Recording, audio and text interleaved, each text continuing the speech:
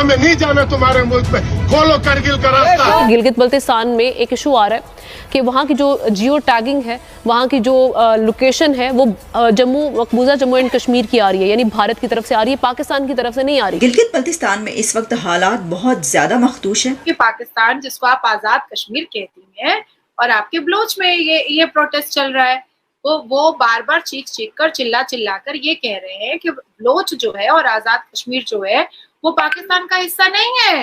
गिलगित बल्तिस्तान में जब सैलाब की वजह से आपका केच रूट 12 से 17 दिन बल्कि 20 दिन तक, तकरीबन 20 दिन तक बंद हुआ, तो इंडिया ने कहा था आप कारगिल के रास्ते से खोल दे ताकि हम गिलगित बल्तिस्तान को फूड शॉर्टेज जो है वो हम सप्लाई करें उनको। ठीक है, तो ये अगेन हमारी हुकूमत और हमारी हुकूमती कारकर्दगी पर एक बड़ा स्लैप है, चांटा है जिसको हम कहते हैं। पाकिस्तान की अथॉरिटी से ये सवाल करना चाहती हूँ कि क्या गिलगित बल्तिस्तान पाकिस्तान का हिस्सा नहीं है? अगर गिलगित बल्तिस्तान पाकिस्तान का हिस्सा है तो फिर वहाँ पर जो कुछ हो रहा है उसको मीडिया पर दिखाने पर पाबंदी क्यों है? लोग रोजाना कहते हैं कश्मीर तो पाकिस्तान का है, कश्मीर पाकिस्तान, और कश्मीर के वासी जो वहां पर पाकिस्तान के जो इलीगल ऑक्यूपाई करके आपका पाकिस्तानी सरकार रखा हुआ है, वो खुद के चिल्ला रहे हैं कि भाई हम नहीं है पाकिस्तानी। हमको बलोच वाले भी कह रहे हैं, सिंध वाले भी कह रहे हैं कि हम नहीं है, हमको मत जोड़ो, हमको नहीं रहना है पाकिस्तान। भारत बहुत लंबी प्लानिंग करके बैठा हुआ है समी साहब, लेकिन हमने इस मामले को भी संजीदगी से नहीं लिया। यहाँ पर भी हमारी खामोशी दिखाई दे रही।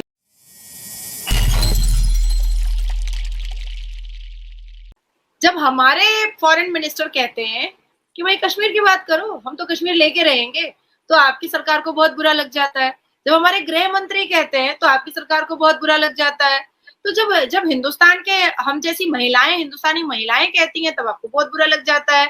मेरे नाम से तो कोई हमजा और क्या इरफान नाम के कुछ लोग हैं पाकिस्तान के, उन्होंने बड़ी बड़ी भाषणबाजी की है यूट्यूब चैनल पर मेरे अगेंस्ट में कि मैं मुसलमान नहीं हूँ, मैं खादियानी हूँ और क्या उन्होंने कह दिया है।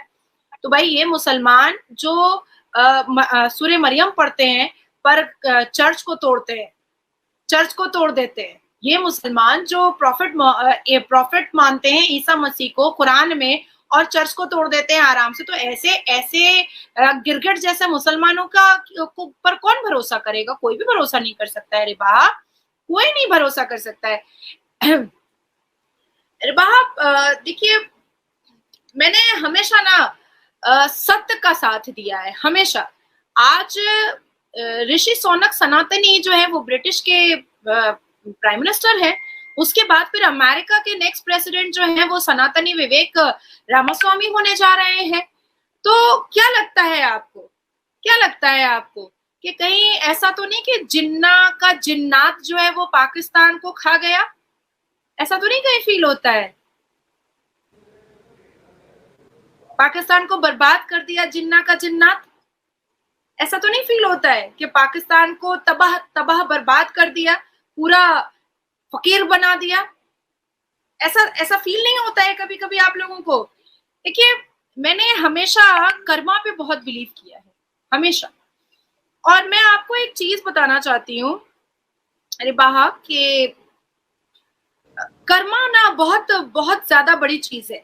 लॉर्ड शिवा ने एक बात कही है, क्योंकि मैं बहुत इस टाइप की किताबें पढ़ती हूँ, तो लॉर्ड शिवा ने एक बात कही है कि don't fair God, fair Karma. God can forgive you but Karma doesn't. खुदा आपको माफ कर सकता है पर आपकी की हुई करतूतें आपको माफ नहीं कर पाएंगी। और पाकिस्तान ने जिस हिसाब से हर धर्म के लोगों को कुचला है, रौंदा है, उनको तकलीफ दी है, उनके आंसुओं को बहाया है, उनके कर्ज लिए हैं, उनको तड़पाया है, ये कहीं नहीं जाएगा। ये हमारा दुश्मन हमारे ऊपर हंस रहा है। ये मतलब आपका घर का मामला तीसरा फरीक हल करने के लिए आगे आता है, हमारे लिए शर्म और डूब मरने का मुकाम है। सर मेरी बात सुने, जब यहाँ के लोग, गिलगित बल्तिस्तान के लोग खुद कह रहे हैं कि अगर आपने हमारे साथ यही सलूक करना है तो आप कारगिल खोल दो। ये आज की बात नहीं, ये पहले भी कई बार देखा गया है कि जब भी वहाँ पे प्रोटेस्ट हुए लोग एक ही नारा लगाते हैं, कारगिल स्कर्दू खोल दो, टूटे रिश्ते जोड़ दो। गिलगित बल्तिस्तान के लोग पछता रहे हैं कि वो इंडिया से अलग क्यों हुए। इससे तो बार बार टूटे रिश्ते जोड़ने की बातें कर रहे हैं। अब आज भी यही वहाँ पर नारेबाजी हो रही है, लोग यही कह रहे हैं कि भाई कारगिल खोल दो, अगर आपने हमारे साथ यही करना है तो हमें इंडिया के साथ इल्हाक करने दो। बीबीसी की एक डॉक्यूमेंट्री आपको यूट्यूब पे मिल जाएगी, वहाँ पे तकरीबन 67 साल बाद यानी 67 ईयर्स आफ्टर मिनीमर्ग से जो इंडिया के पास है, उससे पाकिस्तान के मिनीमर्ग में एक रिश्ता वो मुलाकात हुई उनकी। वो इतने खुश थे और उसके बाद उन्होंने कहा कि यार हमें ना, या आप हमारे पास आ जाएं, इंडिया आ जाएं। ये बातें उनकी चली, बीबीसी की डॉक्यूमेंट्री में उसको कोट कर रहा हूँ। उसके बाद उन्होंने कहा नहीं, अब पाकिस्तान आ जाए। उन्होंने कहा यार पाकिस्तान के हालात वो नहीं है। उसके बाद पाकिस्तान के अंदर खासकर गिलगित बल्तिस्तान में जब सैलाब की वजह से आपका केच रूट 12 से 17 दिन बल्कि 20 दिन तक, तकरीबन 20 दिन तक बंद हुआ, तो इंडिया ने कहा था आप कारगिल के रास्ते से खोल दे ताकि हम गिलगित बल्तिस्तान को फूड शॉर्टेज जो है वो हम सप्लाई करें उनको।